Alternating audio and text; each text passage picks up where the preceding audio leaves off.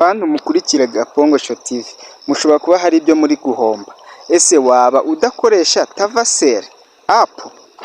Waba utayifite nyine muri telefone yawe? Icyo ni ikibazo cya mbere. Ese waba uzi ko Boom Day yegereje tariki 30? Harabura iminsi itari hejuru y'ibiri cyangwa itari hejuru ni nk'ine gutyo. Ese urayifite muri telefone yawe? Ubwo ni abantu babiri ndi kubaza. Ufite Tavasel app muri fone yawe? Ntabwo uyifite? Abo ni abantu babiri.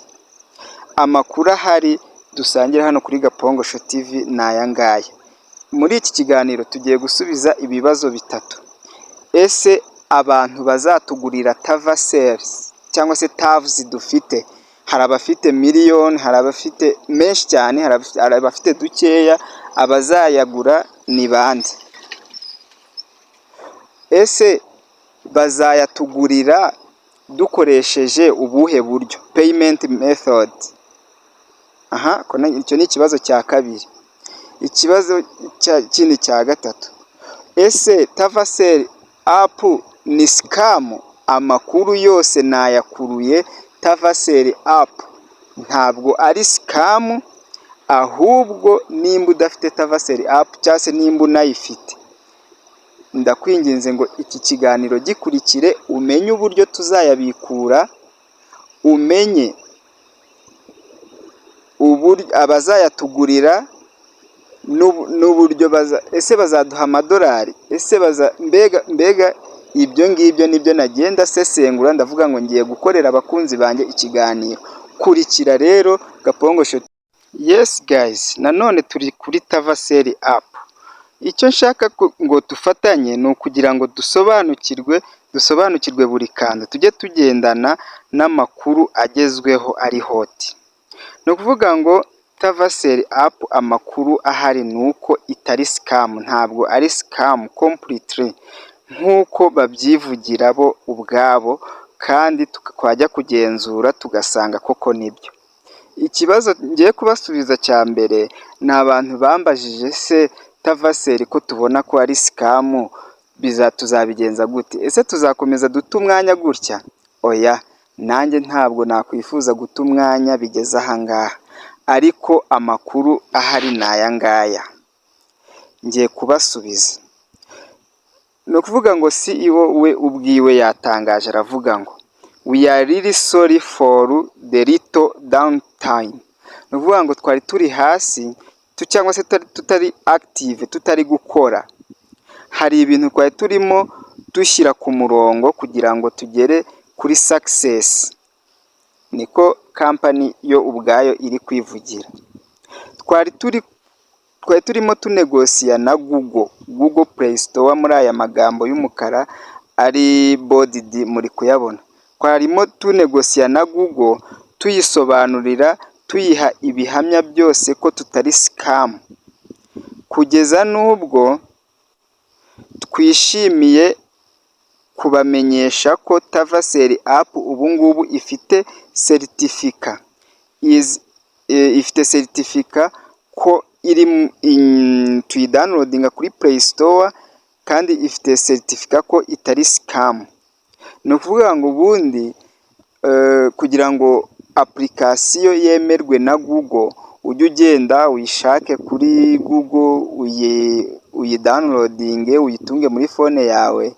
Hari certificate bagomba kubanza kuguha kugira ngo nuramuka ubaye scam, na Google nayo ubwayo iba yakoze amakosa, iba yakoze erreur itabaho.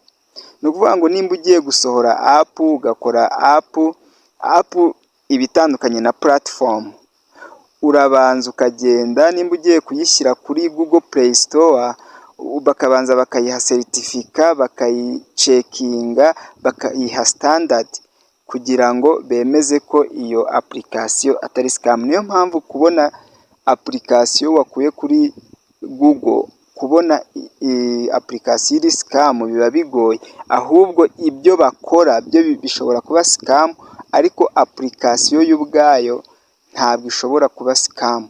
Gusa wenda muri izi za mining application ishobora kuba scam, ariko ibyo bakoreramo wenda nimba bagiye kumayininga wenda coin ya kowa ntabwo yabaye scam, ariko tumayininzemo aho ndavuga ngo rero bimeze gute. Amakuru iyo ahari ndayabaha kugira ngo dukomeze ntiducike intege, namwe mukanyumvira, biri kuba tuba duhari ndetse n'iyo bitaraba tuba duhari. Iyo amafaranga tutarayarya mba mpari, iyo tuyariye mba mpari kugira ngo dukomeze dusangire n'izindi updates, kuko ntabwo ari izi application gusa tugira n'izindi. Niyo mpamvu mbabwira ngo mukore subscribe kuri Gapongusho TV, ubundi witurize amakuru ajya kugereraho ku gihe. So ndabakiriye rero bantu duhuriye mu muryango mukuru wa Gapongosho. Ni ukuvuga ngo Tavasel app iri kudushimira ivuga ngo we are really moving forward, turi kugenda tujya imbere. Are your friends not on Tavasel yet? Ari kubaza se inshuti zawe ntabwo ziratangira gukoresha Tavasel? They are really missing, bari guhomba pe. Our user base is growing rapidly. Ni ukuvuga ngo ubundi ino Tavasel iri kugrowinga cyangwa se iri gukura byihuse kurusha izindi apps nigeze mbona. Ni ukuvuga ngo rero ikibazo gihari ni ukumenya ese za tavu tariki 30 zizagurwa nande. Icyo kibazo nacyo reka ngisubize abakibajije. Ni ukuvuga ngo we are currently working on making selling of TAVs by Vendors International. Ni ukuvuga ngo aba Vendors International ni izi company mpuzamahanga, izi twamenye nka Alibaba, ziba zifite product zabo banyuza online. Ni ukuvuga ngo nimba bafite product zabo banyuza online, barakenera umuntu ubamamariza. Ubwo bo ayo makampani nibo bita advertisers and investors, n'abantu b'amashoramari bafite nyine ama businesses. Ni ukuvuga ngo bazagenda bo bagure izo TAVs bazitugurire, noneho nabo bajye batwishyura kuko twarebye ama ads yabo cyangwa se twarebye ibyo bari kwamamaza,